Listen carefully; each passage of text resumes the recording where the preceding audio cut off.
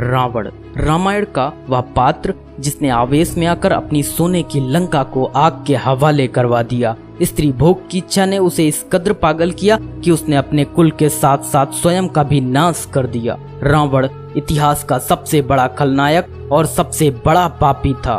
रावण ने अपनी बहन शूर्पणखा के पति की हत्या कर उसे विधवा बना दिया था। रावण ने ही अपनी होने वाली पुत्रवधू के साथ दुष्कर्म किया था और हद तो तब पार हो गई जब रावण के भीतर माता सीता के भोग की इच्छा उत्पन्न हो गई। रावण जो बहुत विद्वान था, शास्त्रों का ज्ञाता था और अपने राज्य की भलाई के बारे में सोचता था, परंतु स्त्री भोग की इच्छा ने उसके इस ज्ञान को ढक लिया था। कहते हैं भोगी व्यक्ति रोगी होता है और रावण के इस भोग के रोग ने रावण को समाप्त कर दिया। भगवान श्री राम का बाण अमृत नाभि में लगने के बाद रावण जब मृत्यु के करीब था तब वह बेहद पीड़ा से गुजर रहा था। भगवान श्री राम ने लक्ष्मण को रावण से अंतिम ज्ञान प्राप्त करने का आदेश दिया। आदेश पाकर लक्ष्मण रावण के सिरहाने पर जाकर खड़े हो गए और कहने लगे, ए लंकाधिराज, मुझे आपके पास श्री राम ने परामर्श और मार्गदर्शन प्राप्त करने के लिए भेजा है। लंकेश, मुझे उत्तर दें। रावण लक्ष्मण की बात सुनकर लक्ष्मण को नजरअंदाज करते हुए अपना सिर दूसरी दिशा में मोड़ लेता है। रावण के इस व्यवहार से लक्ष्मण क्रोधित होकर वहां से चले जाते हैं और भगवान श्री राम से कहते हैं, कोई लाभ नहीं है भैया, वो तो मेरी बात ही नहीं सुन रहा है। लक्ष्मण की बात सुनने के बाद भगवान श्री राम स्वयं लक्ष्मण के साथ रावण के समीप गए और रावण के चरणों की ओर बैठकर प्रश्न पूछते हैं और कहते हैं, हे लंकेश, मुझे और मेरे अनुज भ्राता को जीवन में उपयोगी बातों का अंतिम ज्ञान देने का कष्ट करें। भगवान श्री राम की बात सुनने के बाद रावण दर्द भरे शब्दों में कहता है, मैं भला आपको क्या मार्गदर्शन दे सकता हूँ? मेरी बुद्धि तो स्वयं भ्रमित और अंधकार में डूबी है, उचित और अनुचित के बीच का भेद जानने में असमर्थ है। हे रघुकुल स्वामी, मैं भला आपको क्या शिक्षा दे सकता हूँ? रावण की बात सुनने के बाद भगवान श्री राम ने कहा, महाराज, आप मुझसे बड़े हैं, अनुभवी हैं, एक समर्थ शासक रहे हैं आप। मुझे उचित अनुचित और शासन करने के संबंध में आपके विचार जानने की जिज्ञासा है। भगवान श्री राम का प्रश्न सुनने के बाद रावण ने उत्तर देते हुए कहा, हे राम, मेरे जीवन का अंत अब निकट है। कुछ भी कह पाना कठिन है, फिर भी थोड़ा बहुत जो कहता हूँ वो सुने।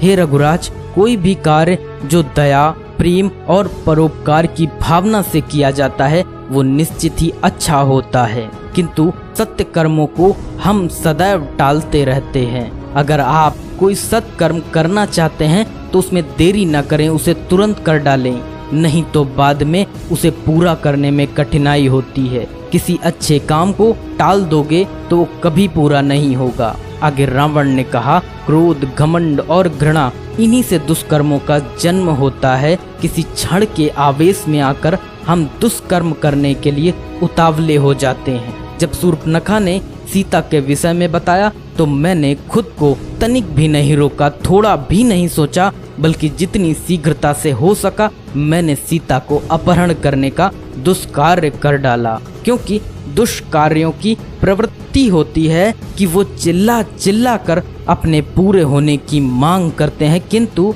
बुद्धिमान व्यक्ति वो होता है जो क्रोध, घृणा और घमंड से प्रेरित हुए कार्य को करने में अपने को रोकता है। हे रघुराज, जीवन की जो दूसरी अनमोल सीख है वह यह है कि कभी भी अपने शत्रु को कमजोर नहीं समझना चाहिए। युद्ध के पूर्व मैं यही कहता था कि कौन राम, वही वनवासी जो जंगल जंगल मारा फिर रहा है, जिसके पास न घर है, न घाट, न हाथी, न घोड़े, न राजपाट।